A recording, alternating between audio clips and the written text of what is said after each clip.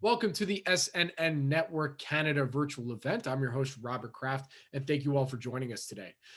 I'd like to introduce our next panel for our event. This panel is titled Small Stocks, Big Markets, and it's going to be hosted by Dave Barr, who is the president and portfolio manager at Pender Fund Capital Management. So with that, Dave, take it away. Thanks, Robert. Thanks, everyone, for joining us today. I wanted to tie this in with my keynote speech here at this conference, and tying in with when in our investment process we're looking for multi-baggers and the elusive 100-bagger, so stocks that go up 100-fold over time. And some of the key things we're always looking for are smaller is better. You got to find these things when they're small. You need to have companies that are addressing really large end markets, and I think I'm going to focus a lot of our conversation around the end markets we're serving to show these companies do have these really long growth runways. The other aspect is having strong, experienced management teams that can execute. And today I'm really pleased to be joined by three of my favorite CEOs in our portfolio. Start things off, our first CEO is Paul Henderson. He's the exec chair and interim CEO of GreenSpace Brands. He's an experienced director, business exec, with extensive food industry experience. He started off his career at PwC in the accounting world, so really brings a hard discipline, cost analysis, and operational background to the food services industry. Worked at several companies here in Canada, Corp, Menu Foods, a company we held in our small cap fund and sold for a very nice gain. Thank you, Paul. As well as a company called Golden Boy, which was a wonderful turnaround in the nut space. And we brought Paul in about a year ago now. We introduced him to the company, to GreenSpace Brands, to really get in, reposition the company. The company had expanded a little too quickly. Paul's brought his operational discipline to the company and moving that forward. Our second CEO, Alvaro Pombo. Alvaro, wonderful, longtime tech veteran, 30 years of leadership in the field automation and IT space. He was CIO of Vice President of Global Information Technology for the Carrier Internetworking Division of Alcatel, Lucent, 6 years with Exxon. So he's a guy who's been deep in the field automation space, deep in the software space, and he's combined those two in his leadership of ProntoForms. Tantalus, company you may not be aware of, it is coming public here shortly. It completed its go public financing or at the end of last year. Pete Londa is the president and CEO. Pete's a seasoned smart grid tech exec, over 20 years experience, various leadership roles, joined Tantalus as president and CEO in 2014. Prior to joining Tantalus, he served as independent chair of the board of directors for World Energy Solutions, a publicly traded on the NASDAQ. He also served on the merger and acquisition committee. He was actively involved in leading World Energy's sale to Enernoc, another publicly traded comp on the NASDAQ. So lots of great experience in the smart grid space. So just with that introduction, I will first ask Alvaro, being in the tech space, give me your kind of 2-minute elevator pitch. I want to give all our people who are attending here what the basis of your elevator pitch for each of the companies before we get into a meatier discussion.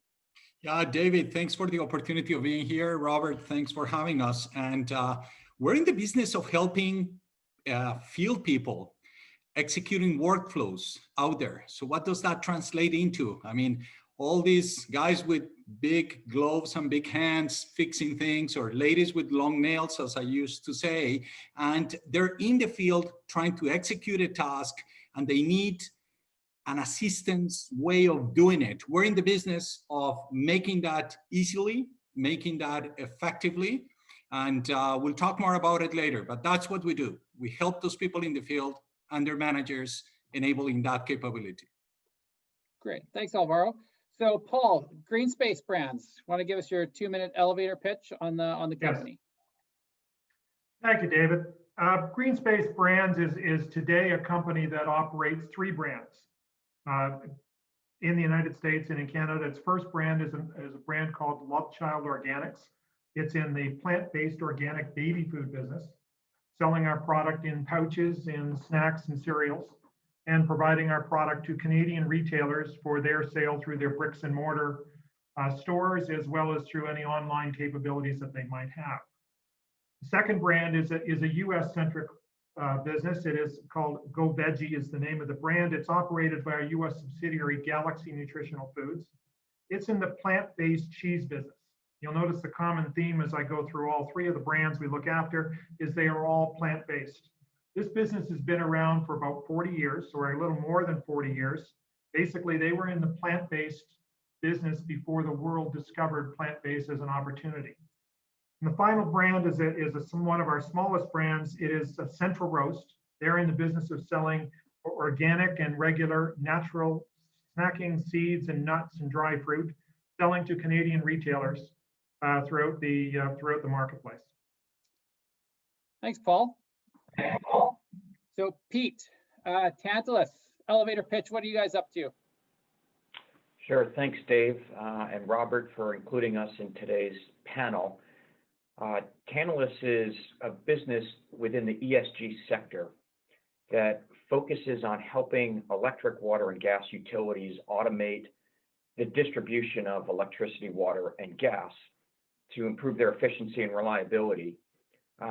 We're ultimately and most specifically focused in at the moment in helping electric utilities prepare for the proliferation and adoption of distributed energy resources, including solar panels, electric vehicles, and distributed storage, which really have a cascading impact on their traditional electric distribution grid with the way it was originally constructed, really for the flow of electricity from generation through substation down to meters and homes. As distributed resources become more prolific and are adopted widely across North America, utilities are dealing with power sources at the edge of their network that they otherwise weren't prepared to deal with. So we're very much focused on delivering technology to help utilities prepare on the electric side, and similarly on the water side, in terms of automating their grids, we're very much focused in on helping utilities identify where there are leaks that are unfolding, thereby translating into an inefficient use of water. Great. So, three very different areas, but three wonderful end markets: field services automation, plant-based food, and helping electric utilities prepare for the onslaught of green distributed generation. So obviously wonderful end markets. Alvaro, can you maybe talk, when we talk about what your company does, what's your key selling proposition? Like what's a use case and why do people buy your products and services? Yeah, so look, the world of field automation is a world in a lot of evolution, and we'll talk more about that later. But the challenge is you have now these frontline workers, these first-line workers out there, which now, I mean, they're very valuable individuals, as we all acknowledge right now. And as these people confront a multitude of different work instructions that they have to follow, different type of considerations that they need to have, okay, to execute their task at hand, they required a guided way of doing it. And these workflows, they evolve, they change, there's circumstantial change, there's complexity of equipment. As you get into more and more sophisticated equipment, it's a lot more, more difficult than just dropping a box in your hand to connect it to a machine. Installing an MRI is a complicated thing. So the value proposition at the end of the day is for those people that manage these individuals, they need to build these workflows, they need to have the ability to do it, but imagine calling on IT to build every single workflow with a Java developer. Impossible. So our capability, our platform is a low-code application platform that empowers the edge of the organization. And the edge is where the knowledge of the problem is and where the problem gets resolved. To stand up these workflows get instantiated in terms of a tablet use, an application like any of the ones that you have on your cell phones, but they're very tailored and very crafted to Not only do one, do many. And if anything changes, keep on iterating, get that data out of the field and bring it back into, to reach operational excellence. So that's the value prop. We do that easily. We do that at very low cost in a huge efficiency based on simplicity of execution. Yeah, two of the key things you always talk to me about, Alvaro, is just the increasing the safety and security for the field worker. So these people have two things in their mind and their managers: efficiency of what they're going to do and keep them safe. Those two things, that's how every single manager of a field person or how every single field worker thinks. They need to get something done effectively and efficiently and stay safe. So Paul, I mean, with GreenSpace brands, I mean, you have very tangible brands. I mean, a lot of people watching may have actually, certainly if they have young kids, have probably bought Love Child. What's the key selling proposition for your products? What really differentiates you guys? Well, the points of differentiation are really first identifying the needs and the desires of the consumers. In this case, I would say that the common theme tends to be, a lot of the millennial transitions that are occurring, that population segment that is now, 24 to late 30s in the marketplace. They have a different set of objectives. They have a different set of needs. And as with anybody supplying food, the product is, how do you meet the needs of those individuals, because all of them have choices. And what we're doing in the three brands and what we have, take a look at say, Love Child Organics as the first option. Very much the issue of focus on the millennials. Simply, that's the age of individuals that are now having families and bringing children into the world today. Their look is different than the market is different than where I was. I've got the only one with gray hair here on the line. The notion is essentially they're looking at products that are healthy, wellness. They're looking at sustainability and ethics. My generation may not have looked at those opportunities, and for us, that means that we have to meet those needs, meet those requirements, and that's the proposition that we have going forward. What that translates to is essentially, for example, the plant-based and the appeal of plant-based. That has a positive impact on global warming, for which is vitally important to that generation as an individual. But they're also looking at the fact of health and wellness. They're looking at things like organic. They want natural. They want better for you foods. While this generation of people are having fewer children, they are prepared to spend more money on those children to make sure that they get the types of products that they need and they believe they should be helping to start them out well in life. So our products, as far as the wellness, the organics, we're looking at communicating that to the purchasers by making sure they understand the very simple deck. We want to make sure they understand there's no fillers, there's no refined sugars, there's no synthetic additives or preservatives in our products. It very much meets their needs of having a clean, natural, highly nutritious product that they can feed their child. That same thing exists with GoVeggie as a brand, where you're looking at essentially a plant-based product. Again, it was always a brand that existed for the vegan community. Now that is ballooned into the next generation of people that are looking at plant-based as an alternative to improve their quality of life, meet the nutritional products. Once again, our products are very much focused on the healthy nutritional approach. Our products will tend to have 50% less fat, more calcium, a great source of protein, no cholesterol, no saturated fat. All of the things when you're trying to convince people that your products are healthy, well, and good for you, you want to make sure that you hit all the buttons that you can to make sure they understand. And that is why plant-based in general, plant-based cheese in particular, is growing so significantly in the marketplace today. And finally, the simplest is the central roast, the snacking nuts. There you're simply focusing on the type of consumer is looking for a healthy snack. The type of individual who recognizes, say, a handful of almonds are much better for you than the traditional junk food of a candy bar or bag of potato chips. And they recognize that's their lifestyle choices. And we're trying to make sure that we accommodate them by delivering them products they require. Paul, it's interesting. I mean, we've been following the plant-based and organic trend for a while. I mean, Whole Foods was an investment in our funds a while ago before it was taken out.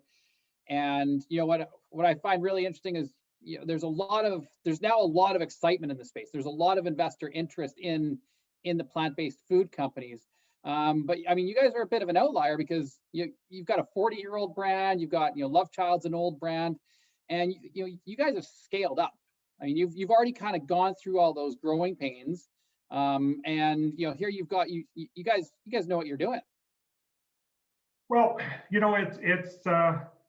has been a sled. I would like to say that the company in its history has done everything right. That would be a tremendous overstatement. We've learned from the mistakes. The idea is that's what you do. You make them, you learn from them, and you don't repeat them. So now we're kind of positioning, the company has been repositioned. There was a point in time of the legacy company, we were involved in meat products. We were selling frozen chicken. We were selling juices. And now we've converted that entirely to the plant-based offering, recognizing that is the demand of the companies ahead.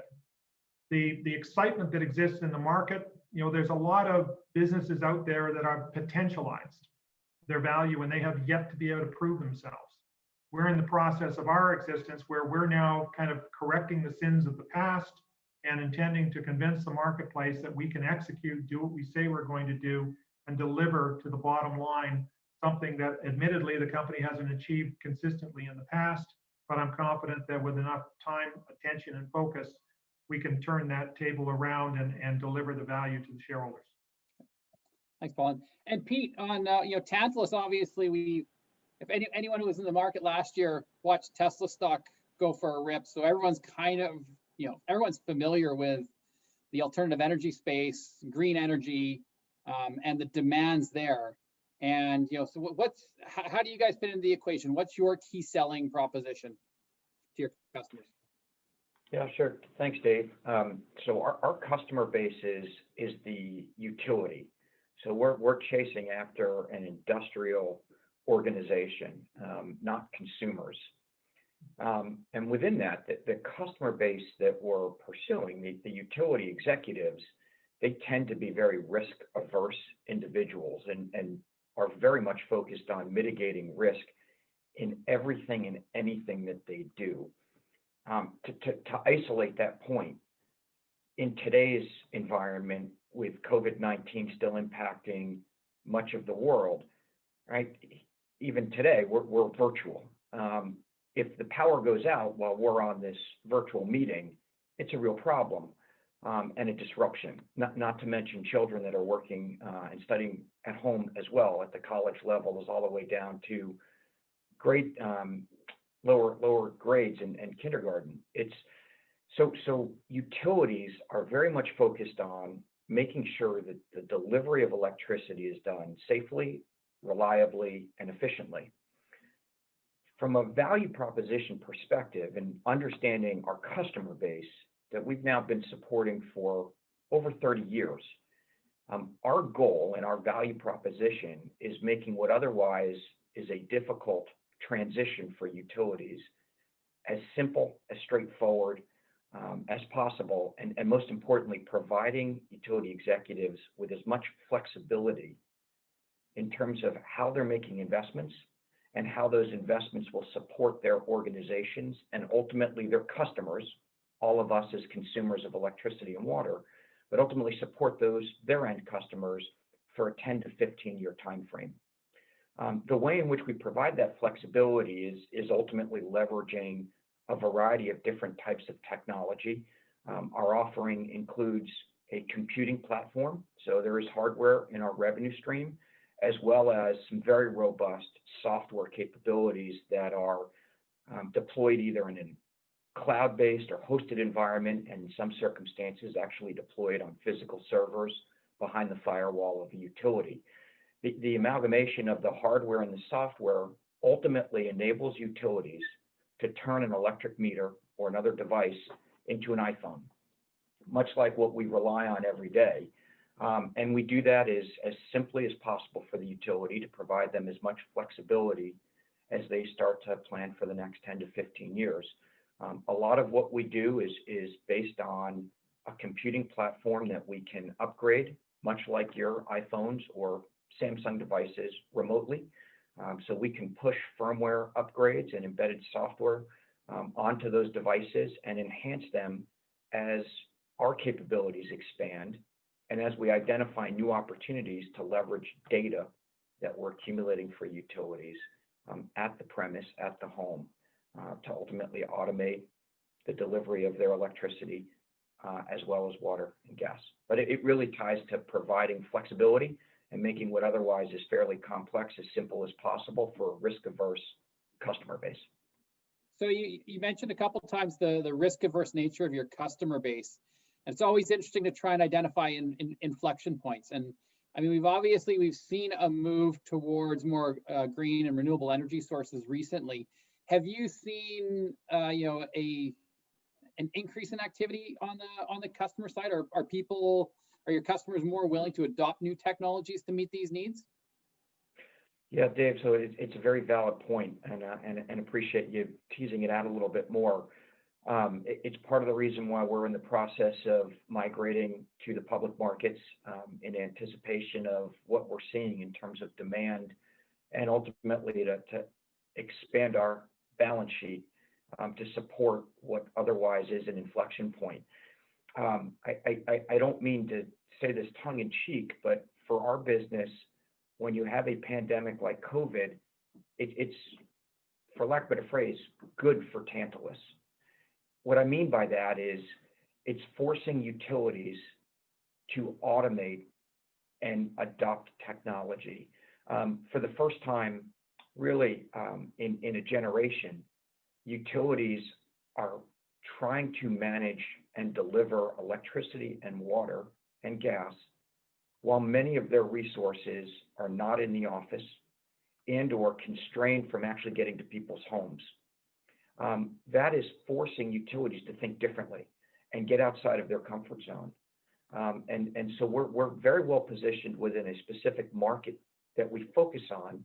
We support about 185 utilities today across Canada, the United States, and the Caribbean. So we've got a fairly robust set of references and track record to ultimately help utilities that we pursue. And so COVID-19 while it has had some near-term impact in terms of delaying or extending decision-making or delaying deployments, it is really forcing utilities to gear up for and plan for a massive investment in their infrastructure to automate their solutions. That's one piece of it. But the second component that really drives to inflection point, Dave, is, as you referenced earlier, Tesla.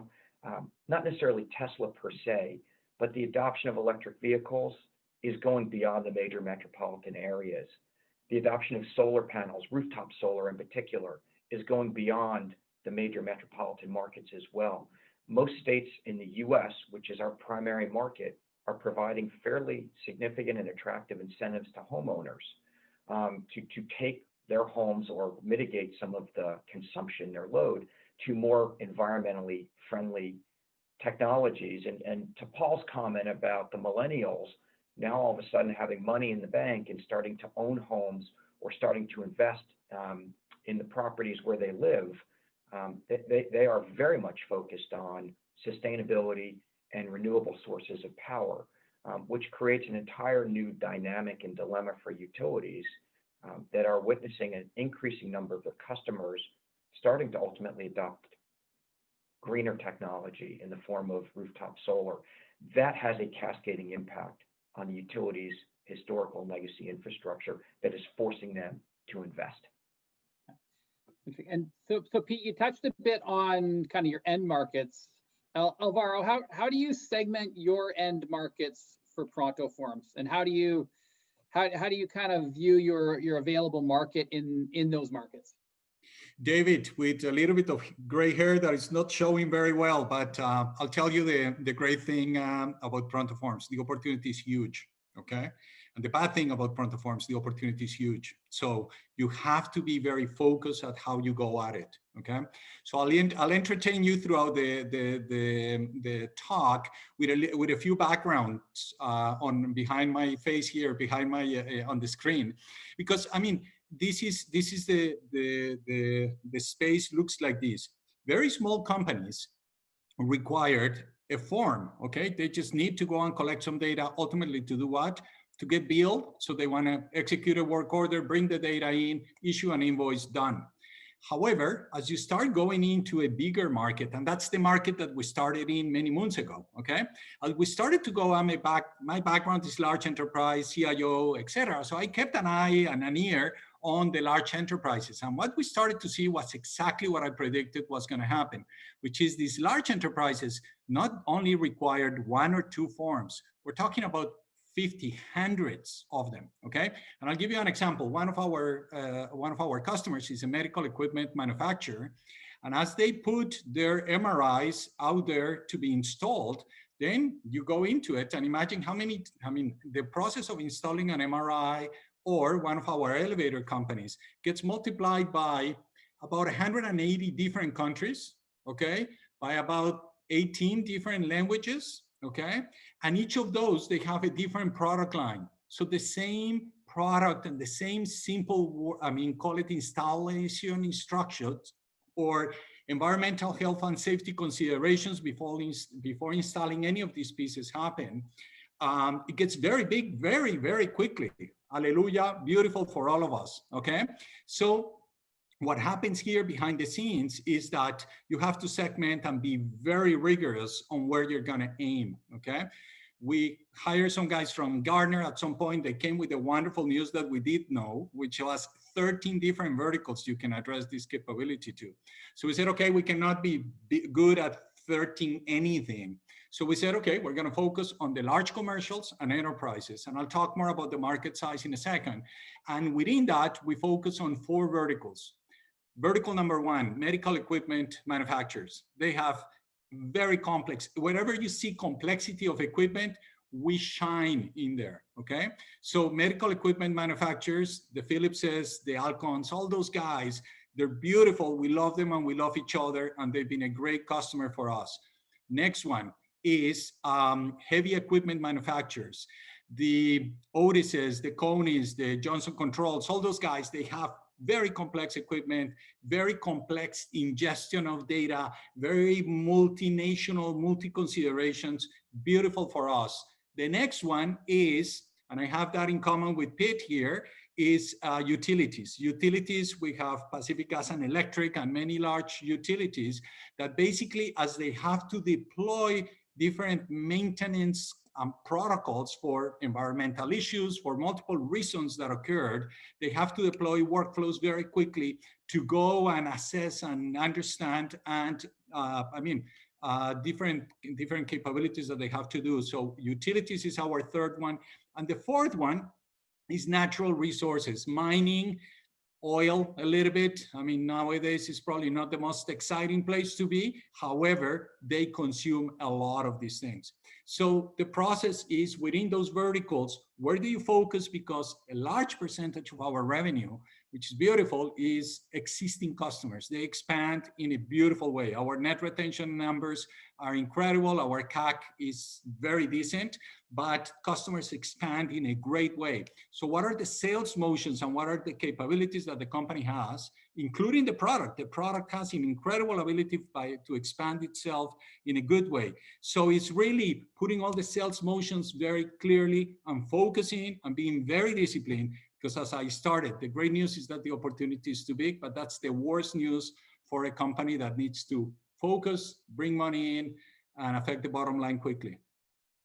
Yeah, it's really interesting. I mean, here, when I look at industry structure and development over time, you know, and particularly, you know, when in the early ages with new technology or in new markets, like where you guys are, you really do have to focus on a couple of verticals. Otherwise, you're going to be, you'll end up being nothing to everyone. But I mean, what's interesting, I think your early innings in those verticals you're going after. There's a lot of other verticals out there. I mean, you guys kind of, our research is suggesting that you guys have pretty good market penetration compared to the competitors out there. So it's kind of, I think we're in this period of time right now where there's a lot of greenfield where you and your competitors are all going after customers. And then, you know, once we kind of see who the winners start to be, then that's when you start to see some consolidation. Yeah, I think, I mean, Dave, look, I think the way I look at every single one now, this is another one of our customers behind me. And they're just so, I mean, I have like 20, I can go, I'll get you easy of different backgrounds here. But basically what is going on in this market right now is that as you get into these specific verticals, there are really core solutions in that, okay? And there are people do installations, and installations are done in different places. So it's not only the form, the workflow, we're packaging it and making it very tight so we can accelerate the sales cycle, okay? And the replication of those problems is very big. So the reality is that competitors, everybody will tell you, oh, we do a form, okay? But I think, I hope I'm right in what I'm going to say, but I'm pretty sure Toby at Shopify had a similar problem at some point in his life, which was everybody was doing websites, okay? But why is that putting together those websites makes sense? Is he knew it very well, collected all the key capabilities of it, and made it that simple, so even a field manager can deploy it, okay? And it's a similar, call it threshold that we have to surpass. So in our world, the competitors, they make it too complicated. I mean, you need a Java guy. Where do you find a Java guy? I mean, to join you in San Francisco is hard. Imagine to take him to the field up in the mountains or whatever. So it's an issue that technology, it is there. People conceptually know what it is, and it's about how do you make it easy. And that's where the game starts. So we're in a market where many people I think they're doing it. They don't have the complexity and the understanding of the complexity and the simplification of the tools to do it efficiently. And that's what we do very well. And I think that's why we're winning. So from the industrial automation world back to food, Paul, I mean, you're in an interesting spot. I mean, you've got brands that have been in the plant-based space for decades, and here now, you know, we're starting to see this really big tailwind. How do you look at GreenSpace brands, and in particular, kind of your Love Child and Go Veggie brands, in terms of where they're at in terms of market adoption and how big the runways are for those brands? Well, you know, the nice thing about food, Dave, is that people have to eat every day. You know, it's one of those renewable expenses that you know is almost not all, you know, conceptually not completely recession proof, but for the most part, you got to eat. So, you know, as we look to the markets in which we're currently competing, we are a relatively small player compared to some of the larger national brands that are out there, but we're playing in markets that are growing. Both the plant-based as a business in general is growing. So the food consumption that's taking place in the world today, in Canada today, in the United States today is growing itself, but you have certain trends within each of those markets that's growing at an accelerated pace, and therefore people are changing the dynamic of what they consume. Plant-based cheese, an example, in the Go Veggie alternative. You have the fact that plant-based is growing. It's essentially the cheese-based market. It's eating into real cheese products as people are looking for a healthier alternative for that marketplace. The market itself, it's the numbers I saw, you're looking at a market in the United States of about $190 million. That's up. Those are 2019 numbers, and they're up 50% from just 2 years earlier. So, you know, that's a huge and accelerated growth, certainly well beyond what you would traditionally see in the organic growth of the food industry, which means they're eating into the cheese market. They're growing, they're becoming more attractive, and we're part of that trend, which is taking place in the market. As I mentioned before, the company has had a few, you know, stubbed its toe many times in the past. We're hoping to correct that. We've recently completed a private placement that allowed us to bring some money into the company to help make sure that we have the working capital we have to meet the demand that the company's experiencing, and now position the company such that as those markets grow, we're in a position to take advantage of it. There was some discussion a few minutes ago about COVID. Interesting thing about the impact in the food industry of COVID, and I know we may address that in more detail later, but it's one of those things that people started stockpiling. When COVID hit in March, Sales of some plant-based cheese, for example, almost doubled in the span of a month on a year-over-year basis, simply because people were looking to, and to the extent that that has resulted in essentially a lot of the sales and that growth retaining. Our company wasn't properly positioned to take advantage of it, but we are now. And as a result of that consumption, it's there. The baby food business is one that is huge. It's a $690 million business in Canada. It's a $6.5 billion business in the United States. And while we're presently not selling in the United States, realistically, we have a sales force in Go Veggie who's more than happy to make introductions to those retail partners that they're dealing with today at an appropriate time that we can attempt to enter the market and try and introduce our product to the US marketplace. So all of those, from the perspective of size, I would say there's a couple of common themes. Our markets are big. Our markets are all growing. We're positioned well to kind of ride the tailwinds, as you described, with regard to the trends that are taking place in plant-based alternatives. All we have to do is make the product, do it right, sell it, market, get it to the customers. And we're going to see an improvement in what we've been doing over the recent past. And ultimately, that should translate to bottom line improvement. One of the things I just love about being a microcap investor and looking at smaller companies is, I mean, all of you have made the point where you can look at general industry growth or GDP growth and, 1, 2, 3%. I mean, that's fun if you're a large cap investor, I guess. But, by doing a little bit of work, you really can find companies such as yourselves where, Paul, your example, food's growing at GDP, but here we are in a segment of the market which is growing. Kind of last numbers I saw, it was at double digits year over year, and even higher. So it's part of compounding capital and finding stocks that are going to do well over a long period of time is finding these opportunities where the growth rate is well in excess of what the industry is, and it's usually because of a new technology, an inflection point, or just a subset of a market which is getting more attention. And it's it's fun to have these big markets and go after them, but really like how thinking about the growth strategy and how you can actually fully capitalize on the opportunity ahead. I'll start with Pete. And maybe give me your thoughts on as Tantalus scales up and grows. Do you think it's more through organic growth or through acquisition? Where do you see the major opportunities for growth in your industry? Yeah, Dave. So we're constantly evaluating that. Our growth strategy anchors around two key premises. Excuse me. The first is adding and securing as many new utilities as possible each year.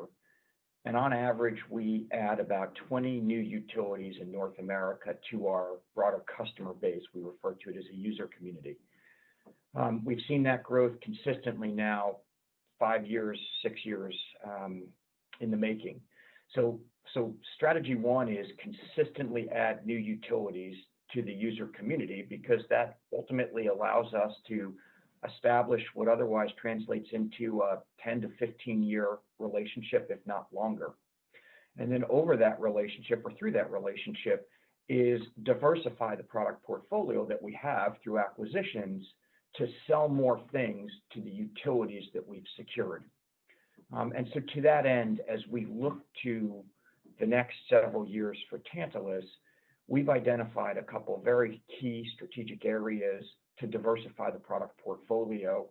And to that end, our goal is to be fairly aggressive with an inorganic strategy, whereby we're looking to acquire solutions either from existing partners that we have, or to meet very specific needs of our existing customer base. And so within that, as a lot of what we do, it touches towards what we refer to as smart grid. Most of the utilities we support today are also responsible for things like transportation, street and security lighting, and broader automation across a municipality. So we see great connection to diversify our product portfolio into some of the smart city or smart municipality applications which would be through bolt-on transactions. The other area of focus for us is what we do, and I'd mentioned, we effectively take an electric meter, and in the true sense of smart metering, we turn it into an intelligent IP addressable device, much like a cell phone. Not for consumer-facing applications, but for utility applications. The amount of data that we are accumulating on behalf of utilities as it relates to power quality, harmonics, or consumption at the home and from the home down to specific appliances, there is substantial opportunity to access, leverage, and ultimately analyze that data. And so in addition to diversifying the product portfolio to connect to more devices and automate more of the infrastructure that the utility is responsible for, we are simultaneously very much focused on expanding our software analytics capabilities, both organically as well as inorganically. Thanks, Pete. Alvaro, maybe I'd love to hear your thoughts on organic versus growth through acquisition. I think you're probably in a different space here. Yeah, I'm personally not religious about any of those things, okay? Like, oh, it has to be this way or it has to be this way. So right now, what the numbers tell us is that our cost of acquisition of new subscribers from the base, okay, is very small. So money and focus goes into expanding the base. The current base, what we talk the base is people that have a billing relationship today with us. What we're trying to do is introduce them into new use cases, or, which is one side of expansion, and the other axis of the expansion is to go deeper because the majority of them are international companies. Okay, we have about 140 companies that are enterprises, probably 160 now. And within those, there are multiple geographies where the same use case can be replicated. So we have plenty of growth ahead of us, just focusing, extracting, positioning, and pushing our product in a better way within those companies. So that's where the majority of the energy is going. In the meantime, we keep on acquiring through some strategic partnerships with key vendors, ServiceMax, Salesforce, Microsoft.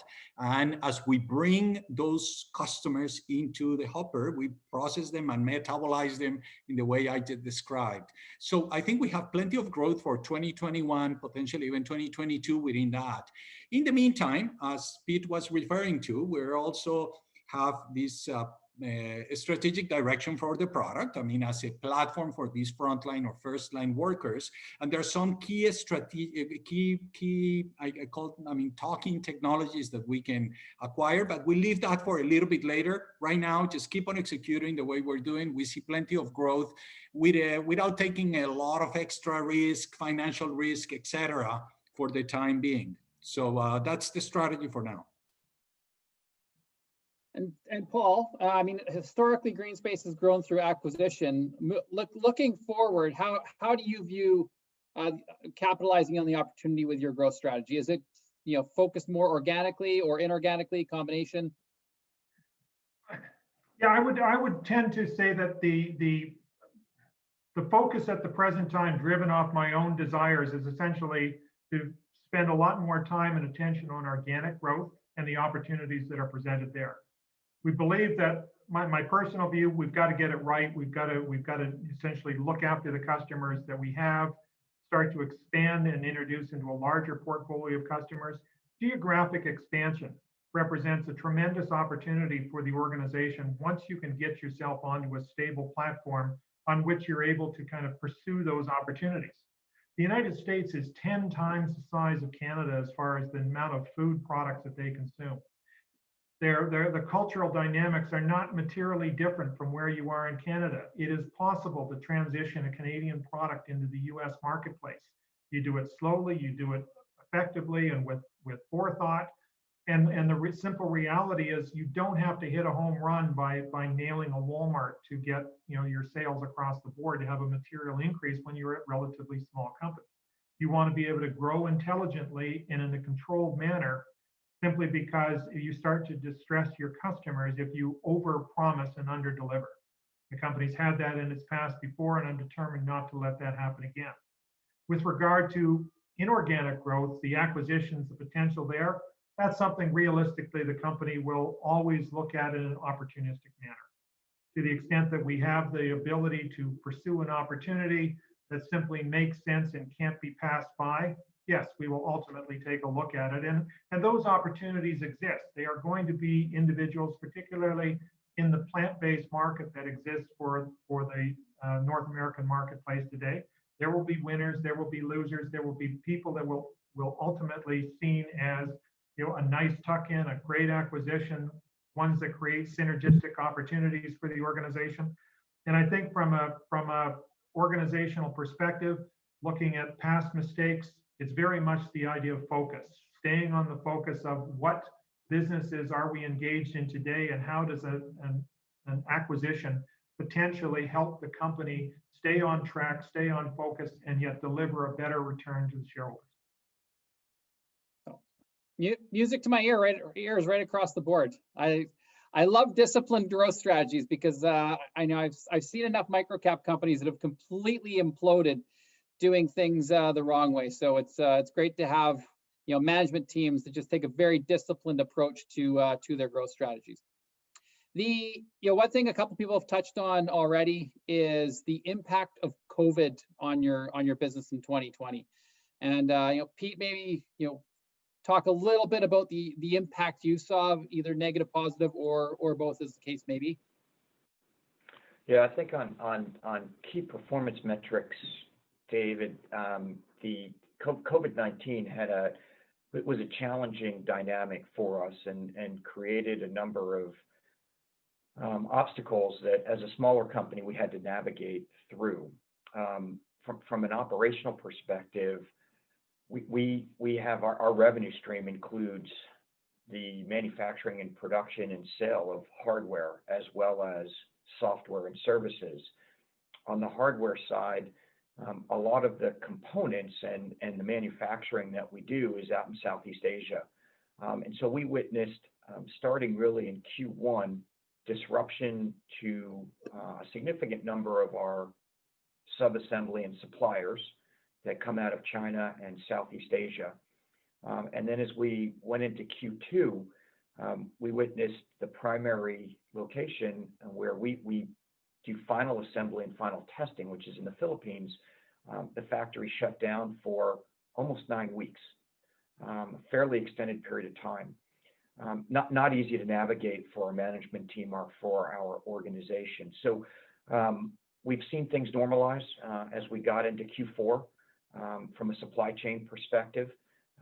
We do fabricate and work with a fabrication company around an ASIC chip.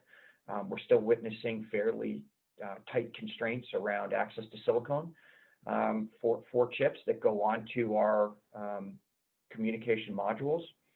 So something that we continue to try to deal with. From our customer base perspective, we saw utilities disrupt their plans and their investments in the immediate term, initially starting in Q2, and then depending on where utilities are located through Q3 and Q4. As an example, we support a number of large utilities in California. As you may be aware, Los Angeles is almost become the epicenter for the COVID-19 pandemic, with continued lockdowns across the city. And we support a specific utility that's outside of the LA area, where it's just not realistic for the utility to roll trucks and put people into the field to swap out meters or swap out devices. So in some circumstances, we've seen utilities continue to delay deployments. In other circumstances, we've seen utilities delay their decision-making. With that said, our pipeline is as strong and as robust as it's ever been in our history. And we witnessed last year, I mentioned it previously in terms of our growth strategy, target number of utilities that we try to secure each year. We remained on track to that end. So we see a lot of pent-up demand. And certainly as the hopes of the vaccine rollout really begin to crystallize, I think, in Q1 and certainly into Q2 of this year, we expect the utility industry, their buying patterns, their deployment strategies, and their access and dollar spend to normalize and really increase here through the middle of the second half of 2021. Yeah, the hardware supply chain dynamics were pretty disastrous. You guys did a great job of navigating that, so congratulations. Thanks. Alvaro, how about, I mean, what was the impact you saw? I know, yeah, I spent time on the phone with all you gentlemen more frequently than normal in March and April. So I kind of know the answer to this, but how did it impact you guys? So look, I mean, 3 layers of the onion here. First layer, operationally for the company, was a great opportunity to move towards a more, call it distributed approach to management, a lot more metrics driven, different approach on the cadences. And I think it has matured the company in a great way. So that we, thank God, we don't have any hardware, none of those things. And we are a SOC 2 compliant organization, and SOC 2 pushed us very hard towards making, I mean, all the disaster recoveries, all those things. So the day the thing hit, we were remotely without any issue. Now, the next layer, the customers. Some customers got badly hit. I mean, Air Canada is one of them, Air Transat. I mean, they're unfortunate situations like that. However, on the customer side, what we have seen is that more expansions. I mean, people trust you, you have an empathetic relationship with them, and people continue to evolve. Why? Because I'll get to a third point, which is, I think what this pandemic has done is created a secular movement or awareness towards the importance of these field people. And get what? I mean, all these first line workers and all these field people, I mean, all of a sudden you cannot enter the hospital the same way for one of our medical equipment manufacturers. So you have to take a different route, you have to have a different protocols. Work instructions in the field change constantly, with or without pandemic. And I had that very clear in my mind from my Exxon days. And the pandemic made it very clear to the people that we're selling to. And that was very, very important. So I'll say overall, it's been good. We managed, I mean, we're cash flow break even right now, in a very good spot. And I'm very excited about 2021. I mean, I think it's leaving us in a very good spot. And Paul, I know you touched on this briefly. I mean, your customers are the the food retailers that you sell into, and we were pretty happy to participate in the recent financing to give you some capital to keep on shipping, product to keep up with demand. But what were the impacts for you guys? Well, the first observation I would make is that both sides of the border, food manufacturing was declared essential service, which meant that we continue operation throughout. We had to, as a business, make sure that because we were relying on third parties to manufacture some of our products, or the majority of our products, we need to understand what their protocols were to safely, efficiently, and consistently deliver our products, which we went through the exercise, got comfortable with it, and have encountered no meaningful shortfalls as a result of anybody failing to be in a position to deliver the products. But the unique thing about kind of the food business itself is, as I mentioned a couple of questions ago, people have to eat. And unfortunately, some of the segments of the marketplace, in this case, restaurants, through which individuals would acquire a certain proportion of their calories each week, suddenly were closed. Or that they were maybe trying to make ends meet by using a takeout service, but for the most part, they saw a decline in those sales. Those sales basically translated to grocery store retailers and ultimately to their suppliers. So COVID had the effect of basically concentrating the food consumption activities through the grocery store channel, more so than it had ever been in the past. And as a result, grocery stores sold more, people sold more. We were not ideally situated in order to take advantage of that uptick, but we did recognize that we're there today and it's still taking place. And the objective would be to essentially see that the products that we're selling are in the marketplace, available to the consumers as they require them. You're also looking at, frankly, the hoarding that took place as soon as COVID hit. That was sort of a marginal issue as everybody ran to the grocery store in anticipating of a crisis that was of uncertain determination as part of what the outcome would be. And therefore, they just stockpiled and filled their house with whatever was not perishable that they could take place. That essentially has now dwindled back down to kind of normal sales. but it did result in significant growth, and particularly on the numbers I've seen in the plant-based alternatives in the United States. Plant-based grew considerably higher than the stockpiling that took place in food. It was up, I saw numbers of up to 70% versus a year ago in the month of March.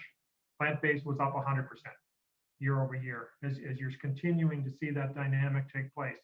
So yes, it has gone down a little bit, but from the perspective of the impact on our business, it has basically temporarily expanded the market.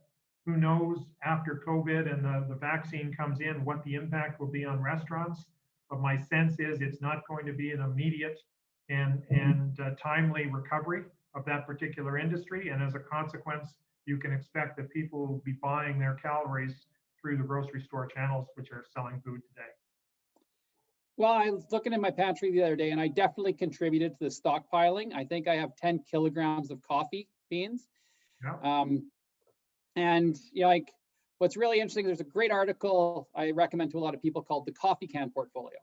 And it was basically, you know, you throw your stocks in like a coffee can, like your childhood treasures, and you leave it for 20 or 30 years. And if you get it right, you don't know what's going to win, but there's going to be some big winners in the portfolio. And you know, our approach to investing is very much like the coffee can, where it's try and identify these companies early on, let management execute, let them grow, let your capital compound over a long period of time. And I feel pretty fortunate to have you three gentlemen leading companies in my coffee can portfolio.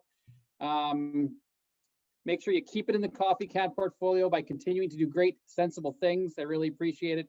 And I really thanks guys for coming on this panel today, and to Robert for having us. So, and thank you everybody for tuning in. Thank you all. Thank you. One last thing, if I may, where can everybody go and find more information on your companies? So Paul, we'll start with you. GreenSpaceBrands.ca or GreenSpaceBrands.com is our website, in which you will be able to identify not only about the company, about the 3 brands in which we're currently operating. Very good. And Peter? Our website's typically the best place. It's Tantalus, TANTALUS.com. And in the not too distant future, we'll have a number of public documents filed through SEDAR.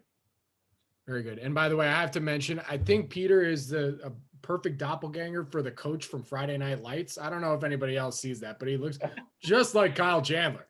But I digress. I'm sure he's got that. Unfortunately, my football team is one of the worst in the league, so I can't take credit for being a great football mind. But thank you for that. I appreciate it. That guy's good looking too, Robert. There you go. And Alvaro, where can everybody go and find more information? ProntoForms.com, PFM ticker symbol. Get some quickly. Cool. Thank you. Thank you, Alvaro. And Dave. We're PenderFund.com. We got all our information on there. I'm also on Twitter, Pender Dave. Somewhat active, not prolific like you, Bobby, but I say some things every now and again. You got some good stuff on there. Don't get me wrong. Come on now. But anyways, guys, thank you so much for participating today. Really do appreciate it. Good luck. Stay safe. I look forward to our next update. Thank you. Thank you all. Thank you.